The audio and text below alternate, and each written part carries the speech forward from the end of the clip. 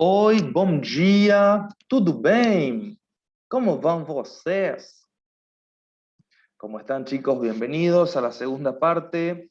Ahora tenemos el taller de traducción con el par español-portugués, portugués-español.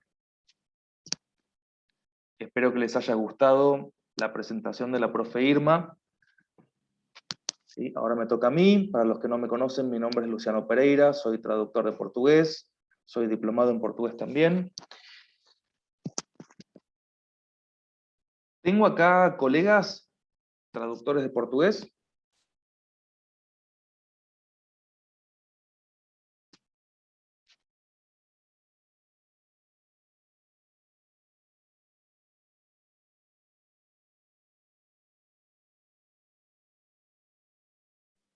Bueno, parece que no. Vamos a comenzar. Ahí les comparto la pantalla.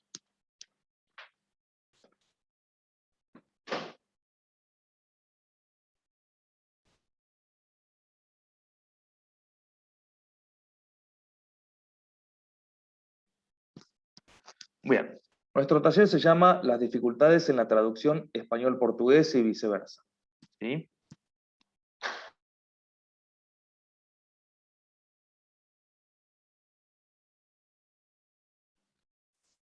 Entonces, como primer paso, lo que tenemos que saber, como nuestro primer punto importante, tenemos que definir qué entendemos por traducción. Tenemos que unificar este término, ¿sí? Este concepto. Acá estoy viendo tu mensaje, Paula. ¿Qué entendemos por traducción? ¿A qué nos referimos cuando decimos traducción? Hay que empezar por lo principal, lo básico.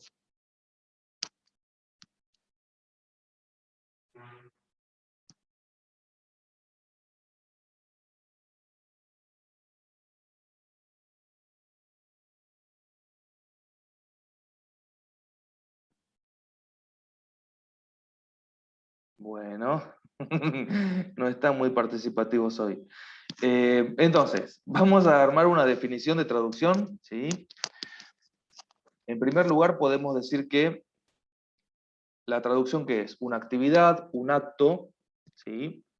Que consiste en comprender el mensaje, el contenido que tiene un texto, ¿no es cierto?, para después poder producir un texto con significado, con el mensaje equivalente en otra lengua, en una segunda lengua. Entonces, partimos de un texto 1, que también se llama texto meta, y después producimos un texto 2, texto de partida, y después producimos el texto meta, ¿sí? Entonces es texto 1 y después el texto 2. También podemos decir que la traducción es un proceso comunicativo, porque justamente lo que se busca con esto es hacer posible la transferencia, el intercambio de información. Entonces esto hace posible la comunicación, ¿sí? Como otra definición que tenemos. Podemos decir también que se busca transmitir el sentido de los mensajes que contiene un texto. A la traducción también la podemos considerar como un proceso mental, porque cuando traducimos estamos haciendo trabajar nuestro cerebro, ¿sí? La traducción la hacemos en la cabeza, después la volcamos en texto, obviamente, tenemos herramientas, por supuesto, que nos sirven, pero es un trabajo mental, es una exigencia mental.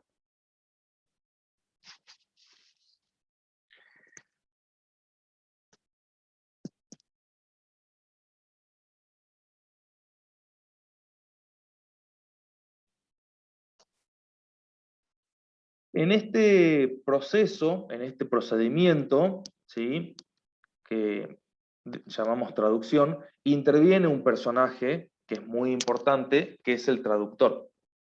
El traductor es un profesional capacitado, obviamente, que está a la altura de las exigencias, que es aquel que está habilitado para poder ejercer esta actividad. ¿Sí? Es decir, que es una persona que se encuentra formada y que está a la altura de las exigencias. cuenta con los conocimientos teóricos, cuenta con los conocimientos prácticos que le permiten realizar esta actividad y hacerlo bien, ¿sí? No cualquiera puede traducir. Eso es algo que lo repito siempre. No cualquiera puede ejercer la traducción. Este traductor va a actuar como un intermediario, como un nexo, haciendo posible la transferencia de información, haciendo posible esta comunicación, este intercambio, ¿sí?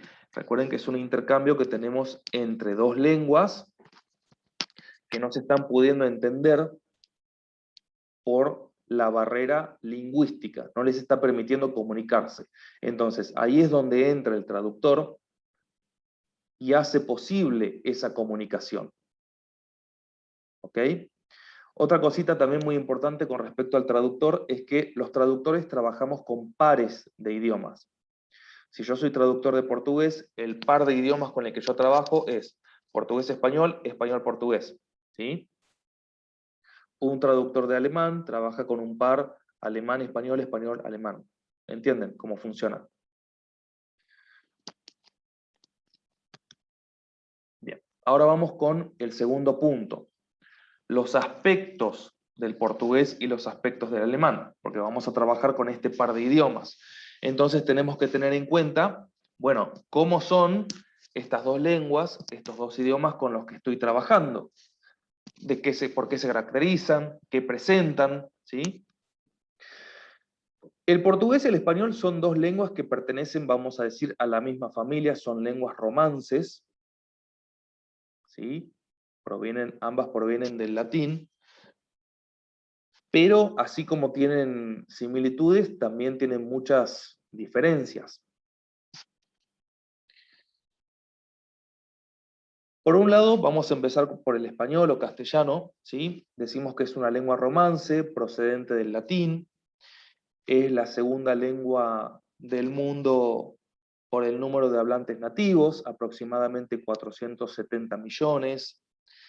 Es la tercera lengua más utilizada para la producción de información en los medios de comunicación. También podemos decir que es lengua oficial en 21 países.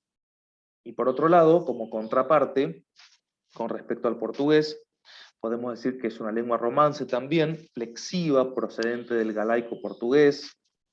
Es la quinta lengua materna más hablada en el mundo, con aproximadamente 270 millones de hablantes, y es la lengua oficial en 10 países. Después, en cuanto a características, si vamos a ponernos a hilar un poquito más fino, bueno, tenemos que el español, por ejemplo, en lo que es signos de interrogación, signos de exclamación, en las oraciones se coloca tanto al principio de la oración como al final, o por lo menos es lo correcto, ¿sí? Tal vez cuando nosotros escribimos en un contexto más informal, lo ponemos solamente al final, pero lo que corresponde, obviamente, es que vaya antes y después. Con respecto a los géneros, en español tenemos masculino y femenino, ¿sí? En cuanto a la ortografía del español es casi fonética por excelencia. ¿A qué se refiere con esto? A que, en general, ¿sí?, las palabras suenan de la misma forma en la que se escriben. Tenemos un solo acento gráfico, o tilde, ¿sí? Y con respecto a las academias lingüísticas que regulan de alguna forma el uso de la lengua española, tenemos la Asociación de Academias de Lengua Española, dentro de las que se encuentran la Real Academia, ¿sí?, como una de las instituciones más conocidas, pero hay otras también. Vamos ahora a ver el portugués. Tenemos signos de interrogación, exclamación que se ubican solamente al final. También tenemos género masculino y femenino, ¿sí? Y hay tiene que haber una concordancia, por supuesto, lo que se llama concordancia género y número. Vamos a encontrar palabras en el portugués que se escriben de una manera, pero la pronunciación es diferente, ¿sí? En eso ya se diferencia del español.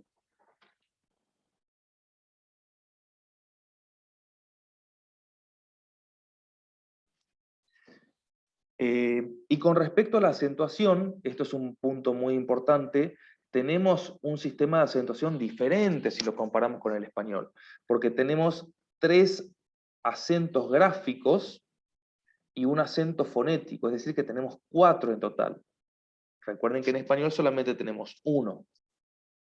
Entonces, como les digo, los vamos viendo un poquito más en profundidad y van empezando a aparecer esas diferencias, ¿sí?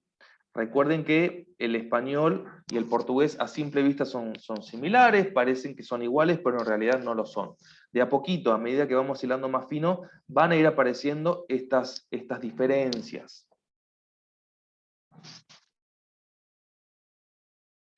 Con respecto a las academias lingüísticas que regulan la lengua, tenemos para Brasil la Academia Brasilera de las Letras, y para lo que es el español portugués, el portugués, vamos a decir, portugués de Portugal, tenemos la Academia de las Ciencias en Lisboa.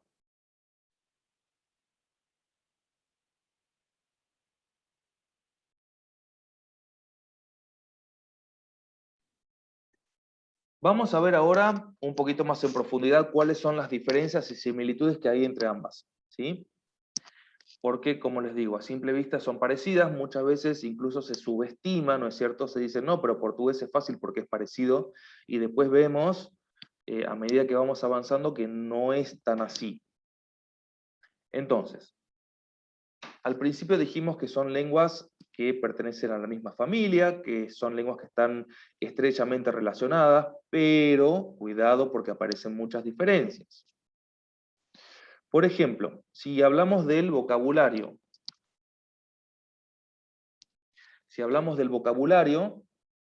tenemos en portugués lo que se llaman falsos cognados. Los falsos cognados son palabras que se escriben de manera similar, pero tienen significados diferentes.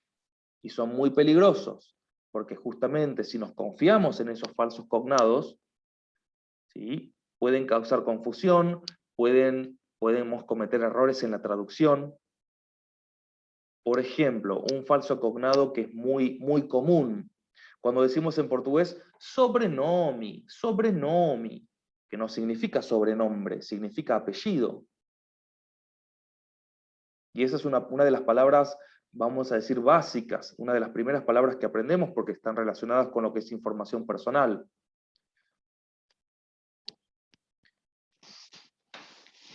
Otro punto que podemos mencionar con respecto a lo que es el vocabulario son las palabras que en español tienen un género y en portugués otro. Por ejemplo, en español decimos el viaje, pero en portugués decimos a viagem. O sea que viaje es masculino en español, pero en portugués es femenino. ¿Sí? Ahí tenemos otro desfasaje entre las dos. Vamos a la gramática. En la gramática encontramos en portugués lo que son las contracciones, que son varias, y que se llevan a cabo en portugués, pero no así en español. Por ejemplo, cuando decimos nu, na, pelu, pela, hay un montón. ¿Sí? Gramaticalmente, ese es un punto, eso es una gran diferencia que encontramos. Después, en cuanto a los tiempos verbales, en general, los tiempos verbales son similares, presente do indicativo, presente continuo, pero si hablamos de los tiempos compuestos, ahí tenemos una diferencia. Por ejemplo, si yo digo, eu tenho trabalhado, ¿cómo lo traducimos eso? Yo he trabajado. Entonces ahí, si comparamos las dos oraciones, tenemos un auxiliar diferente. ¿Sí?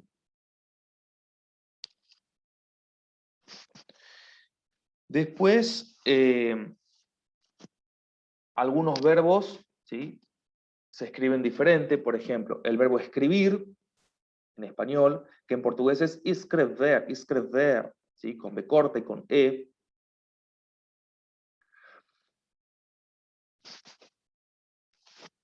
Vamos ahora a ver en cuanto a la ortografía. En general, el alfabeto español y el portugués son similares, ¿sí? salvo que en español tenemos la letra ñ, la consonante, y que la ñ como consonante en portugués no existe. Y, por otro lado, en portugués tenemos la cecetilia, que en español no existe.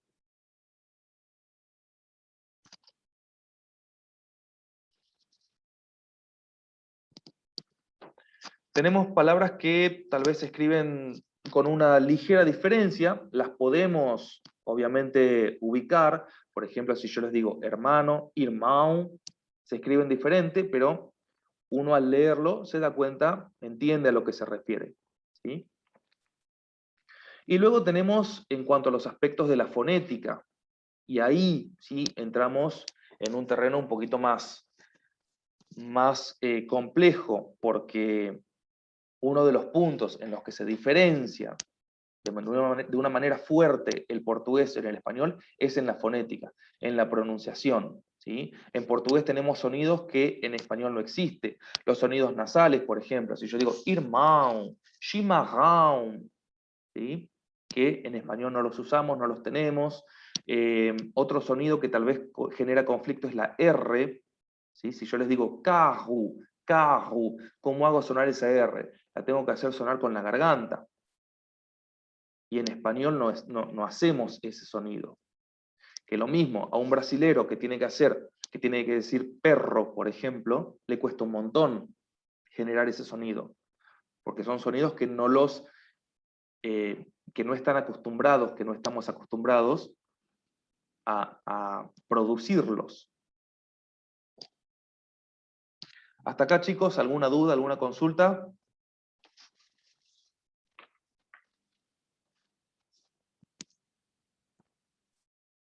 ¿Tudo bem? ¿Tudo tranquilo?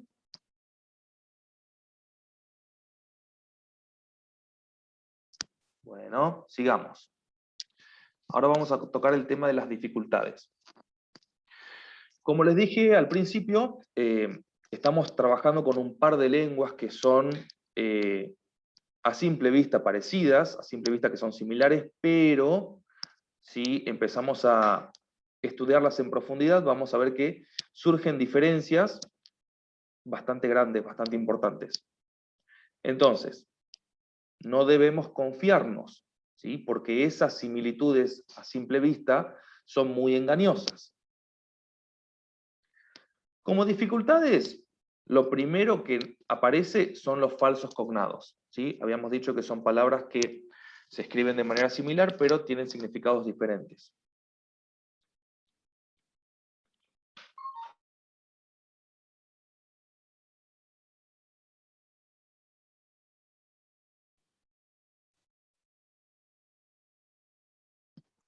Otras dificultades son, obviamente, las propias que surgen entre los dos idiomas, que es normal, ¿sí? ¿Qué más podemos encontrar? Las frases, las expresiones idiomáticas, que no se pueden traducir de manera literal. Y otro tema que también puede generar confusión o que nos puede complicar un poco es el tema de los géneros. Como les digo, hay sustantivos que en español, castellano tienen un género, que son masculinos, y que cuando lo buscamos en portugués son femeninos y viceversa. Entonces eso obviamente que va a generar un desfasaje entre las dos lenguas, especialmente a la hora de traducirlo. Bien. Después tenemos los errores, o errores más comunes que solemos cometer cuando estamos trabajando con este par de idiomas. Bueno, el primer error es confiarse. Confiarse, no recurrir al diccionario, ¿sí? Confiarse en la palabra que porque es similar, la traduzco como supongo que es y no estoy recurriendo al diccionario y muchas veces nos llevamos una sorpresa, obviamente un error, ¿sí? Otro de los errores que solemos cometer es querer traducir frases o expresiones idiomáticas de manera literal. Recuerden que las expresiones idiomáticas que son propias de cada idioma, son propias de cada lengua, no se pueden traducir de manera literal, es decir, palabra por palabra. Ahí tenemos que realizar una equivalencia. Hay que ver si la frase que está en portugués existe en mi lengua, porque son frases muy propias de la cultura. Hay que ver si existe en mi cultura, si tengo algo similar, aproximado, tal vez no igual, ¿sí? Pero querer traducir literal es un grave error que nos puede llevar a un desastre. Otro de los errores más comunes es no respetar el contexto. Estamos traduciendo y por ende el contexto tiene un papel importante. Entonces, tenemos que respetarlo y prestarle gran atención. Otro de los errores, como habíamos dicho al principio, el tema de los géneros mal asignados, los géneros mal puestos, pensando que ese sustantivo en portugués o en español es igual, que comparten el género, y después nos encontramos con que no. Otro de los errores también que podemos encontrar es a la hora de traducir unidades de medida. Un ejemplo bastante simple y bastante común. Cuando decimos horas, que en español se abrevia con HS. En portugués, cuando decimos horas, en cuanto al tiempo, obviamente, se abrevia solamente con la H. ¿Sí? Y son esas pequeñas diferencias en las que tenemos que prestar atención para que nuestro texto no tenga errores. Recuerden lo que siempre les digo. Es común que al principio nos equivoquemos, pero la idea es que con el paso del tiempo, con la experiencia, el margen de error vaya siendo cada vez menor. ¿Sí? Es parte de nosotros equivocarnos, pero tengamos cuidado y prestemos atención. Bien, hasta acá chicos, ¿alguna consulta? ¿Algo que quieran compartir ustedes? ¿Algo que me quieran preguntar?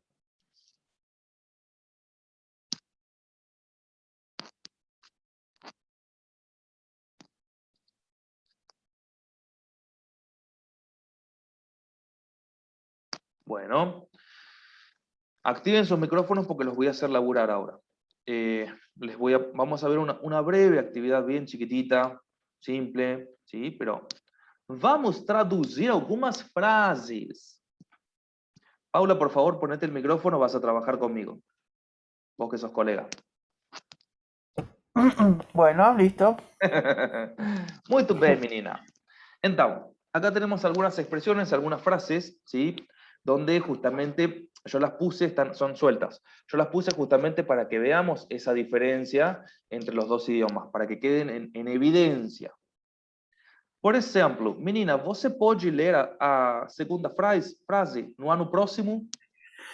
No ano próximo eu vou fazer uma viagem ao Brasil. Muito bem. Como traduzimos esta oração? Como você poderia traduzi-la? El año que viene o el año próximo voy a hacer un viaje a Brasil. Bien. ¿Y qué diferencias encontramos? ¿Qué diferencias saltan acá entre estas dos lenguas? Las contracciones. Bueno, Nu, por ejemplo, nu del inicio. que sería en él, ¿no es cierto? En el, Sí. ¿Qué más? viaje, que cambia el género, en portugués Bien, femenino, en español masculino. muy bien. Acá tenemos otra contracción, ao Brasil. Sí, Y el futuro inmediato, que es vou fazer en vez de voy a hacer. exactamente. Entonces, fíjense en esa frase, que es a simple vista es una frase simple, ¿no es cierto? Muy básica, pero fíjense todo lo que trae. ¿Sí? Vamos con la segunda. A gente quer jantar agora. A ver, Paula, vamos con esta. A gente significa nosotros. Bien. O La sea que un expresión error, que si se... yo lo traduzco como la gente, sería un error. Estaría mal traducido. Exacto. Entonces, ¿cómo quedaría la oración? Nosotros queremos cenar ahora. Bien. Entonces, no solamente que cambia el sujeto, sino que como consecuencia cambia la conjugación del verbo. Ya no decimos quiere, decimos queremos. Sí. Bien. Vamos con la siguiente. Eu tinha lido livro de inglés. ¿Lo traduzco? Por favor. Yo había leído un libro de inglés. Bien. ¿Y qué pasa acá?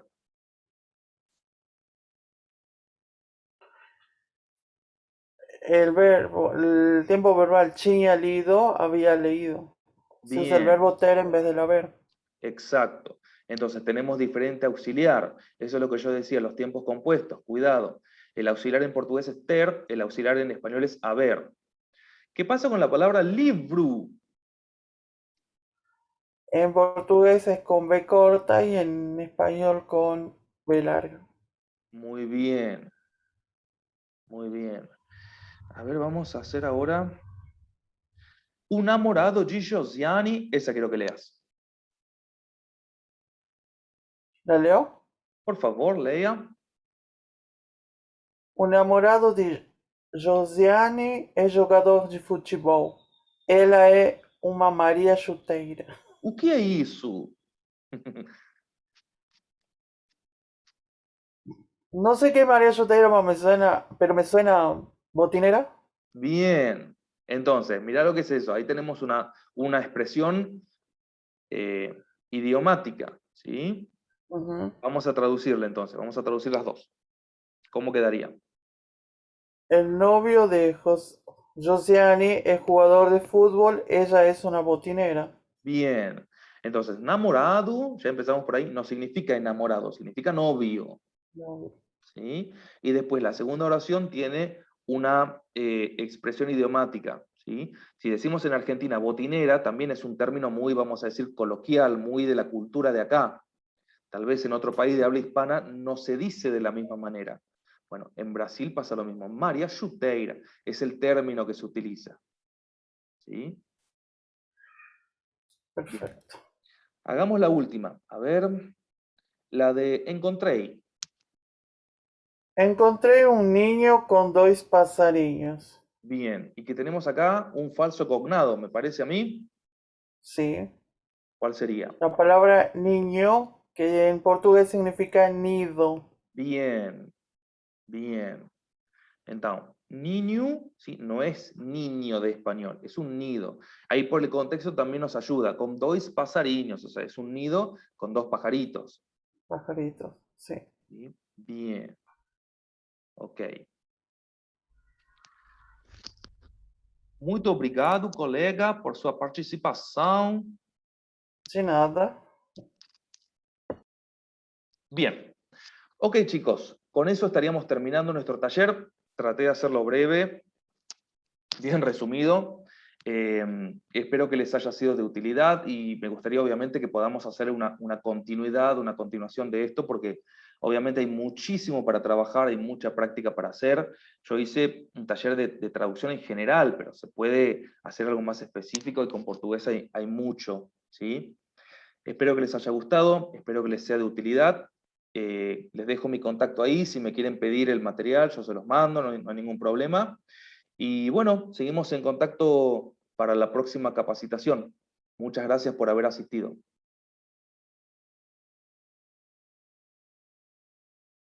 Tchau, meninos. Até logo. Muito obrigado. Chao, chao. Gracias.